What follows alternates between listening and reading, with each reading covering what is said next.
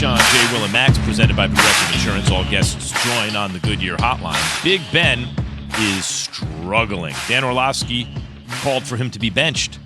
So naturally, head coach Mike Tomlin was asked about his aging quarterback yesterday. Continuing with the Ben questions, is he the best quarterback for this offense? And if so, what makes him that way? Absolutely. What have you seen on film that looks fixable from the quarterback position as opposed to maybe the fact that this guy can't play at the same level he did 10 years ago? Everything except mobility. I don't have an answer for that, or lack thereof, man. Ben used to be able to run really good when he was young. Those days are behind him. Other than that, I don't see much that's not a discussion in terms of technical alterations or quality of play that can be improved.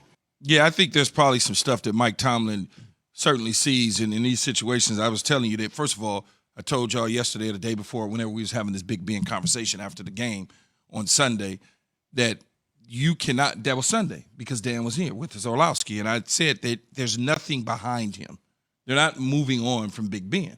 And obviously you, Max, and Jay and Dan disagreed with me and felt like, why? Because they're not.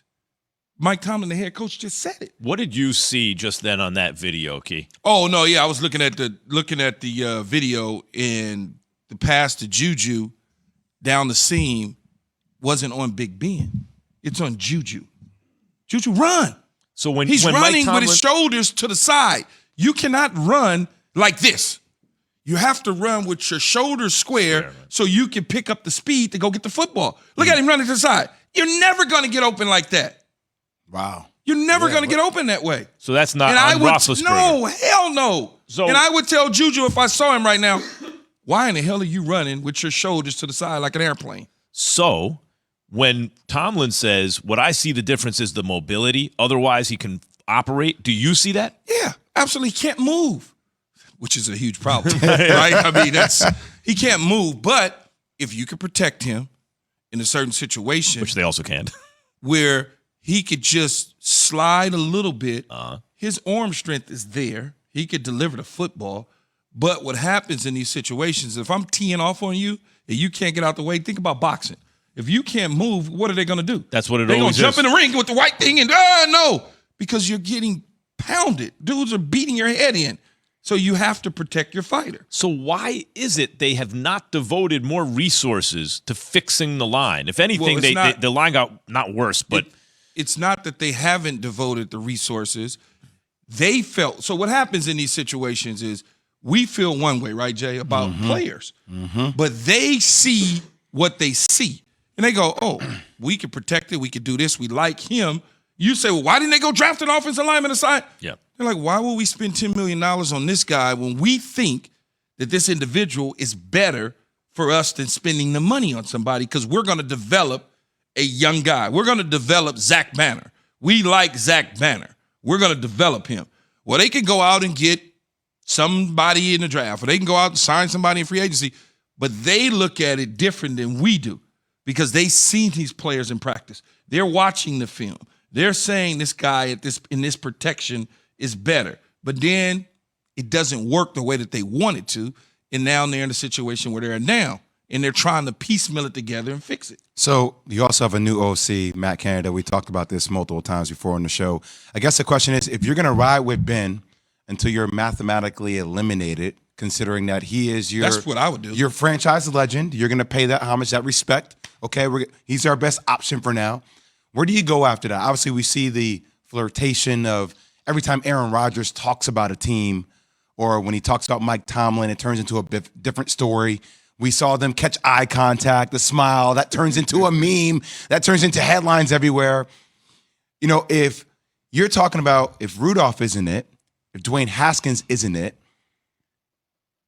I've heard multiple Pittsburgh Steelers fans ask me about Deshaun Watson. But Jay, like, is he just not involved in the equation anymore? According to what you said, Key, Dwayne Haskins, if they're thinking, wait, we could develop these young guys on the offensive line, then a plan would sort of make sense. Dwayne Haskins, he's not ready yet, but maybe by the end of this year, heading into next year, you think that's their plan?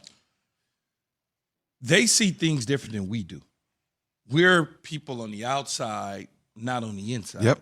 So we don't know. We're looking at it, we're like, Dwayne Haskins is the Washington football team. Oh, God, all he did was do this and do that. He can't play. We saw preseason game. And so first thing we say is, no, this guy's better. Much like the Cam Newton situation with Mac Jones. We see Cam and go, they should play Cam. They see it and go, nah, we shouldn't play Cam. We need to play Mac Jones because he gives us the best chance to win. They look at the situation and they say to themselves, Big Ben gives us the best chance to win right now, but next year they cut bait with Rudolph, right? Let's just assume. They say, Rudolph out. Haskins in. We draft a guy, bring another guy in to compete with Haskins, and then in the end, they say Haskins is the guy because they see more than we have. And that's what happens in sports, especially in our job that we do. We're not there every single day. You know what you're saying that makes sense to me also is if you have an organization like Pittsburgh that's very competitive, they have earned the benefit of the doubt. No question. Agreed. If they're not, no team is going to be good every year forever. There are going to be little peaks and valleys, like little dips down as you prepare to go on to the next phase. Pittsburgh has earned the benefit of the doubt where if they have a period of 1 or 2 years where everything's not perfect, they have earned that, of just saying, okay, you know what? They have a plan, and usually their plans work out pretty well. I just, even watching Kobe Bryant in his last year, it wasn't the same, but there were moments you're like, man, like that's still Kobe to a degree. Same with Michael. Big Ben's QBR is 36. That's not. Yeah, I know. I'm just saying what it is. Like, it's hard to watch. What it is. It's hard to watch. Jeter with the Yankees, Kobe with the Lakers, maybe Big Ben with the Steelers. Get that last year where it's like, you know what? You got this one. Kershaw with the Dodgers. Kershaw with the Dodgers. Although they won the World Series. Yeah. Big Ben or the field to finish. Believe it's very difficult to walk away from a winning situation. Tom Brady didn't walk away from a winning situation. Tom Brady walked away from a losing proposition in the end. Very smart of that guy, whoever that voice was, because it sounds like he woke up in the middle of something. That sounds like Coach Keyshawn Johnson 20 years from now. You in that REM sleep. That's where you woke up from. That was that 4 o'clock look at the pillow and there's some white residue right there because I have some stuff dripping down the side. Oh, what was that number I have to call again? Hey. Yeah, that's the way I feel because, look, man, I was on with Milwaukee and we were talking to Aaron Rodgers in Milwaukee sports, obviously, in Green Bay. And my feeling is in a situation like this, I believe if you win a Super Bowl, and I'm only talking about win, when I say win, I'm talking about the Super Bowl. I'm not talking about going to the playoffs, winning a lot of games. The Green Bay Packers win the Super Bowl. Why would he leave? What's the point? Leave on a high note. To do what? Well, to go to it's hard to repeat, right? To go to another team that's, say, on the Packers level. But your chances of repeating with your current team that just won the Super Bowl is greater than going to a Pittsburgh with a bad offensive line, a young running back, a defense that is okay, could be better. Yep. It's just a whole, you know what I'm saying? Like, it's just hard to do that when you win.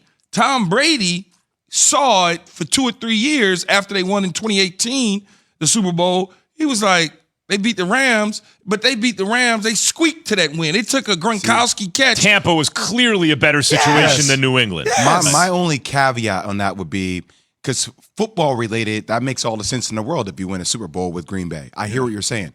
I just wonder personally if you miss the shot every time with the can. You miss it every time with the can. No worries. Thanks for shooting it in the middle of my sentence. Anyway, I would say that the personal relationship with his fiance, if she's stationed out west because that's where she needs to be for work, yes, show the can. That's the can that Keith shoots at the garbage can in the middle of when I'm talking. The evidence. Yes. That's the evidence, A Your missed Honor. shot by Key. Shocking. That would be the only thing. Personal reasons. Maybe I want to be somewhat closer so that commute when I have to see my significant other doesn't have to be as far. That's all I'm saying. Maybe there's something personal there. That's all. Plane, trains, and automobiles.